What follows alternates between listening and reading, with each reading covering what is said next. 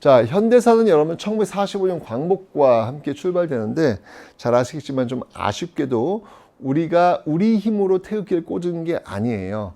우리나라 미국과 한반도에 소련이 들어오면서 우리가 독립된 거죠. 자, 그러다 보니까 우리의 힘에 의해서 우리의 질서가 만들어지지 않습니다. 자, 그 외세의 힘에 의해서 우리 이 한반도 질서가 만들어지는데 그게 뭐냐면 바로 모스크바 삼국 외상회의.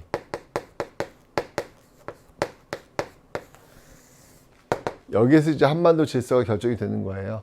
여기서 뭐가 결정됩니까? 네, 임시정부 세운다.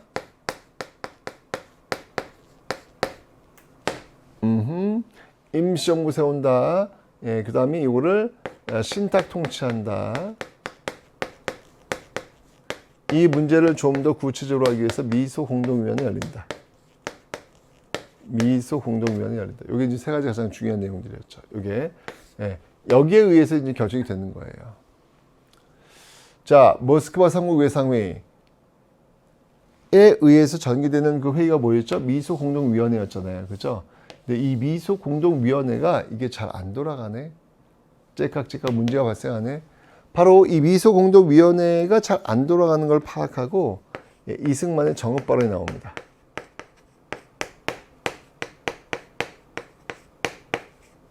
이승만의 정업 발언. 이건 뭐냐면 하루빨리 남쪽에서도 정부가 만들어져서 위에 있는 소련을 격퇴하자는 얘기죠. 좋은 말이긴 한데 이게 모르면 남북 간의 분단을 의미하는 걸 수도 있잖아요. 아직까지 분단을 생각하는 정도는 아니었거든요. 근데 저는 이 이승만의 정업 발언 위기의식을 느껴요. 야, 이러다면 이제 진짜 이거 너무 분단되는 거 아니야? 라고 하면 전개된 게 바로 좌우합작운동.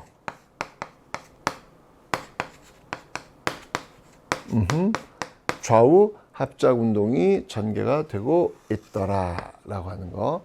네, 하지만 결국 미소공동위원회는 결렬로 돌아가게 됩니다. 자, 그럼 이 미소공동위원회가 어디로 이제 공이 넘어가느냐? 그게 바로 유엔으로 넘어가요. 유엔.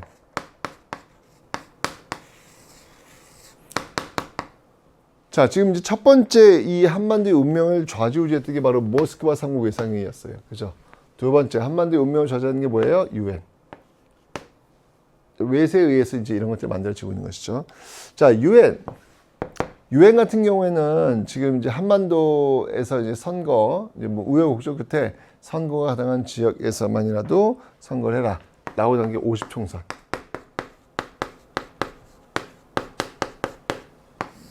네. 50총선이 주는 역사의 의미는 큽니다. 이건 우리나라 최초의 보통선거.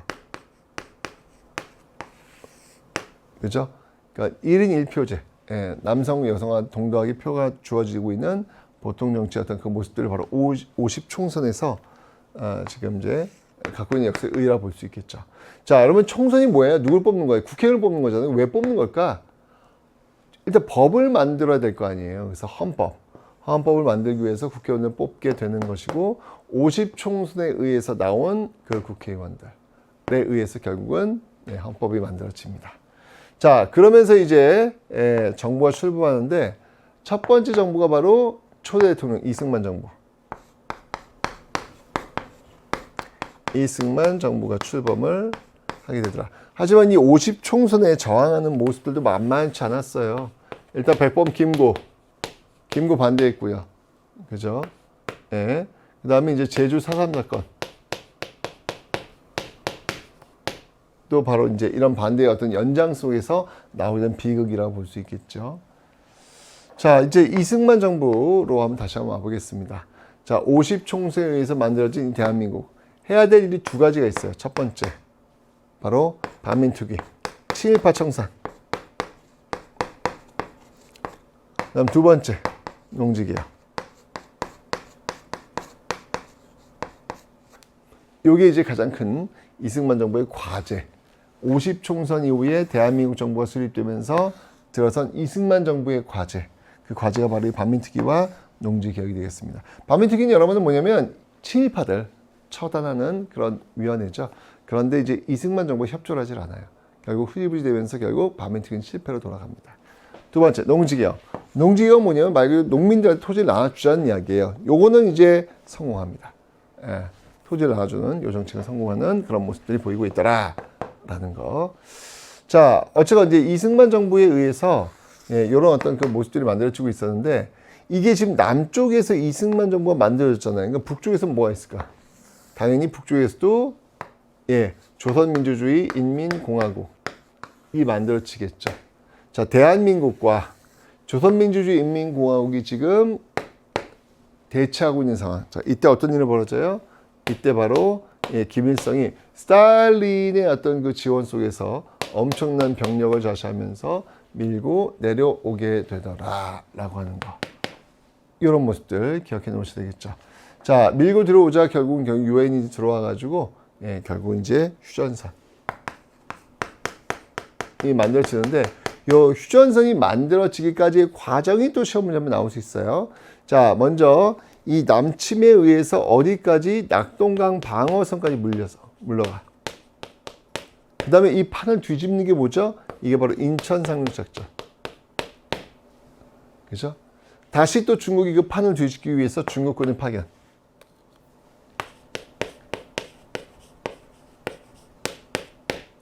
파견하는 그런 모습들. 이건 북한을 도와주기 위해서 이제 파견을 하게 된 것이죠. 네, 그래서 중국군도 개입하는 그런 모습. 계속 하다가 결국은 또 서울을 뺏겨. 이게 일사후퇴야. 일사후퇴. 하지만 이런 수단에도 불구하고 결국은 휴전선. 이 휴전선이 형성이 되면서 바로 정전협정이 체결되더라라는 설명. 요 흐름들. 특히 여러분 6.25 전쟁 과정 속에서 제일 시험이 잘 나오는 게 인천상륙작전. 그리고 중국군 개입. 요것만 딱 들어오면 여러분 느낌 오셔야 되는 겁니다.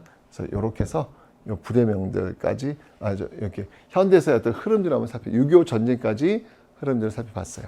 됐죠? 자, 이제 그러면 우리가 정부를 순서대로 한번 훑어보면서 어떤 일들을 했는지 한번 그 내용들을 한번 살펴보도록 하겠습니다. 이후에 정부. 자, 우선 여러분들 이승만 정부부터 한번 출발 한번 시켜볼게요.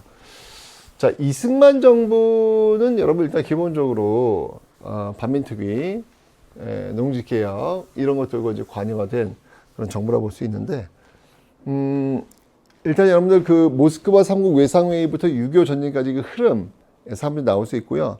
두 번째 나올 수 있는 게 뭐냐면 민주화 운동 문제, 민주주의. 민주화 운동 문제. 이건 거의 필수로 나온다고 보시면 돼요. 자, 민주화 운동. 자, 민주화 운동과 관련된 대표적인 정부가 있다면 이제 이승만 정부. 이승만 정부에 저항했던 그 운동이 바로 4.19 혁명. 그죠? 그 다음이 전두환 정부. 전두환 정부는 아니고 이 당시 이제 군인들이었죠. 여기에 저항이 바로 5.18 민주화 운동. 그죠? 그 다음이 역시 마찬가지로 전두환. 이때 이제 말기였죠. 말기 때 저항했던 게 뭐냐면 6월 항쟁.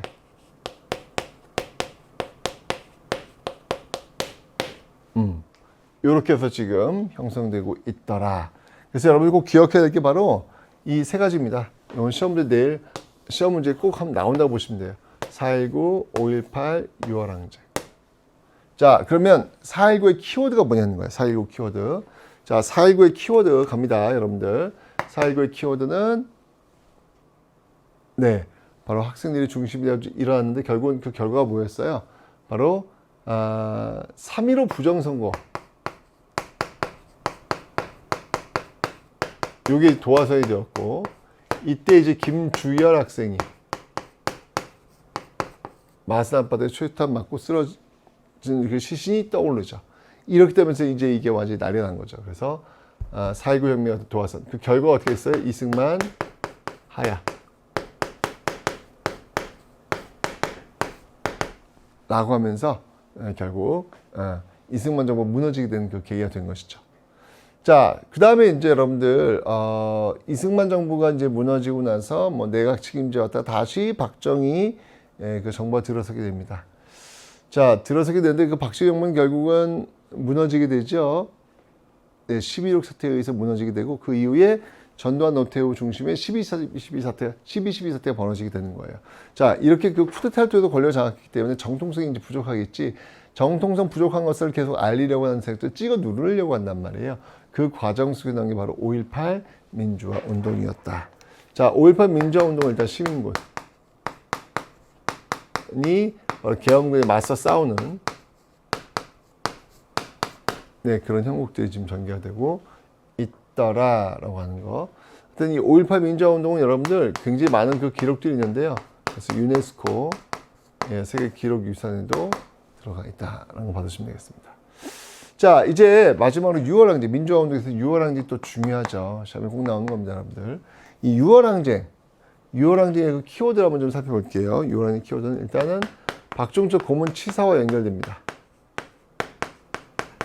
네, 막 탁 치니 억하고 죽었다. 심장마비 문제가 있은 것이다라고 거짓 증언을 하게 되었던 것이죠. 박종철 있고요.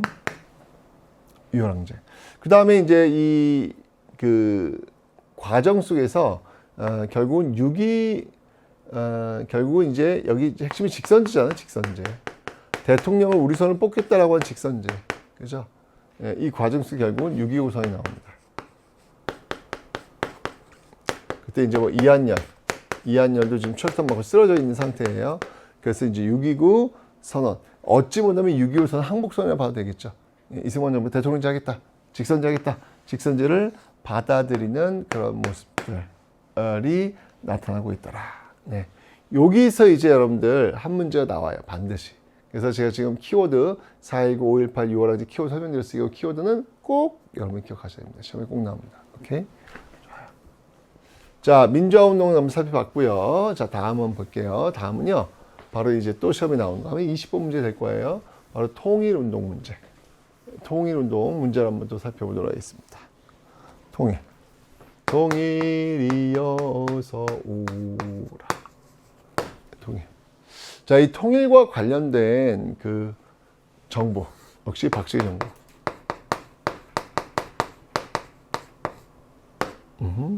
그다음이 그 노태우 정부. 그다음에 노무현 정부를 들 수 있습니다. 자, 먼저 통일 관련된 건 박정희 정부 때입니다. 박정희 정부 때 있었던 게 뭐였죠? 네, 바로 7.4 남북 공동성명.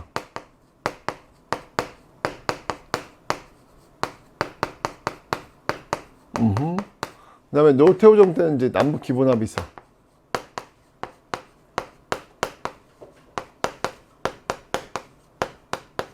그 다음이 노무현 정부가 아니라 김대중 정부 때죠. 김대중 정부 때. 뭐 노무현 정부도 있는데 김대중 정부 일단 한번 볼게요. 김대중 정부 때 있었던 6.15 남북 공동선언. 6.15 남북 공동선언.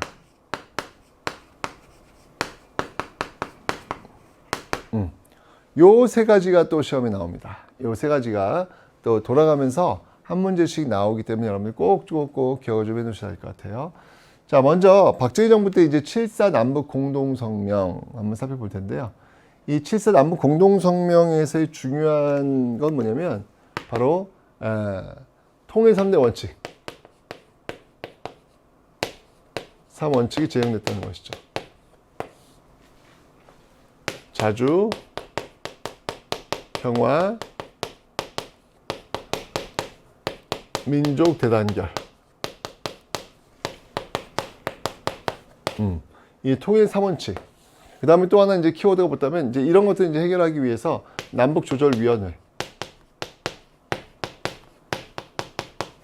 남북조절위원회. 라는 것들이 지금 만들어지고 있더라라고 하는 거. 요게 바로 이제 7.4 남북 공동성명의 중요한 키워드들을 여러분들 좀 기억해 놓으시면 되겠네요. 됐죠? 그 다음에 남북 기본합의서는 노태우 정부 때인데 이 남북 기본합의서를 체결하기 전에 먼저 유엔에 동시가입을 합니다. 유엔에 동시가입을 했고 남북 기본합의서를 체결했고 그리고 한반도 비핵화 선언까지. 한반도 비핵화 선언까지. 이렇게 이끌어내고 있는 게 노태우 정부 때. 여러분 노태우 정부는요, 특히 이 북방 외교를 들고 나와요. 북방 외교. 그래서 소련, 중국과의 어떤 수교를 이끌어내려고 노력을 많이 했죠. 자, 그리고 이제 마지막으로 이제 김대중 정부입니다. 6.15 남북 공동선언이죠. 6.15 남북 공동선언의 역사적 의의가 뭐가 있느냐? 이건 바로 최초의 남북 정상회담이라는 거예요.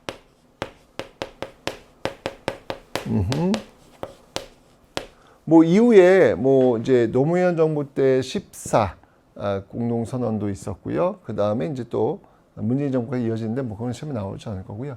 어쨌건 요게 이제 시험에 나올 거예요. 요게. 그래서 여러분 요걸 꼭 좀 기억하셔야 되는데, 특히 이 6.15 남북 공동선언은 굉장히 많은 변화를 가져와요. 뭐 예를 든다면은 뭐 이산가족 상봉. 근데 여러분 이산가족이 최초로 상봉한 건 전두환 정부 때입니다. 전두환 정부 때인데 이때 이제 또 다시 이제 제기가 되고 있는 것이죠. 이산가족 상봉 있고요. 그다음에 이제 개성공단 중요하죠. 개성공단을 착공을 하려고 여는 모습들이 있더라라는 거. 네, 그래서 이러한 내용들이 바로 이제 통일에 대한 그 키워드들이니까 여러분들이 꼭 기억하셔야 되는데 시험에 나오는 거예요. 아셨죠? 자, 하나 더 나온다면 경제 파트에서 나올 확률이 좀 있죠. 그래서 경제 파트 하나만 더 마무리 좀 제가 정리를 좀 해드리겠습니다. 경제 파트에서는 여러분들 특히 이건 정부별로 보면 돼요. 예, 이승만 정부. 이승만 정부 때는 300선을 발달해요. 300선. 세 가지 하얀 거 뭐가 있을까요? 밀가루, 설탕, 그리고 면.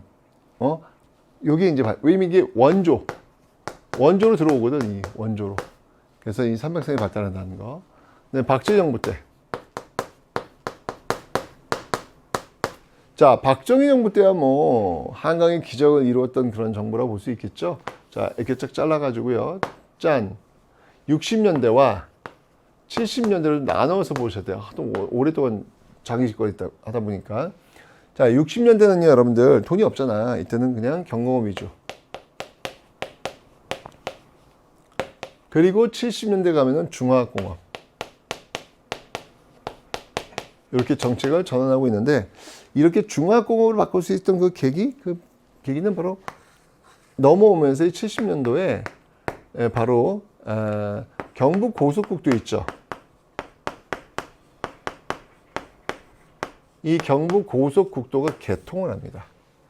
경부 고속국도가 개통을 하는 그런 모습들. 그다음에 뭐 새마을 운동도 이때 전개가 되고요. 이런 것도 이제 배경이 되어가지고 중화공업으로 또 넘어갈 수 있는 그런 동력을 또 갖게 됩니다. 물론 이제 이때 저임금 그 고통 속에서 전태일 분신 사건도 벌어지고 있다라고 하는 거. 네, 요 정도 여러분들 박정희 정부 때 어떤 그 모습들을 좀 기억해 놓으시면 되겠습니다.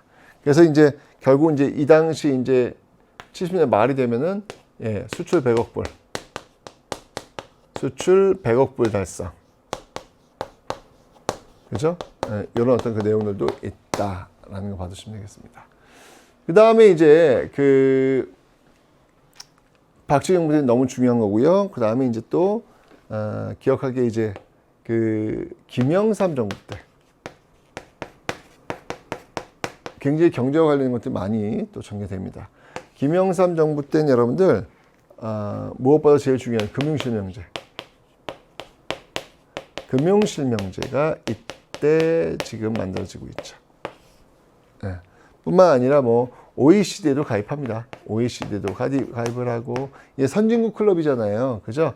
여기도 이제 가입하는 어떤 그런 모습들이 있었다라는 거 받으시면 되겠습니다. 그래서 경제 파트에서 나온다면 요 정도가 또 나올 가능성이 있으니까 요것도 한번 깔끔하게 정리를 해 놓으시면 되겠습니다. 됐죠?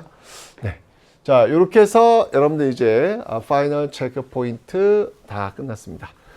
제가 지금 진짜 그 방대한 한국사의 어떤 그 양을 제가 지금 이렇게 4시가 아주 짧게 지금 압축해가지고 핵심만 알려드렸어요. 진짜 여러분 시험 보시면 알겠지만 시험에 다 나옵니다. 다 나옵니다. 요 핵심 파이널 체크만 잘 보셔도 여러분이 정말 대학교 가는데 큰 지장이 없을 거다라는 말씀을 제가 드리는 거예요. 아셨죠? 다시 한번 쓰면서 이야기하면서 집중하면서 다시 한번 복습을 한번 해보시기 바랍니다.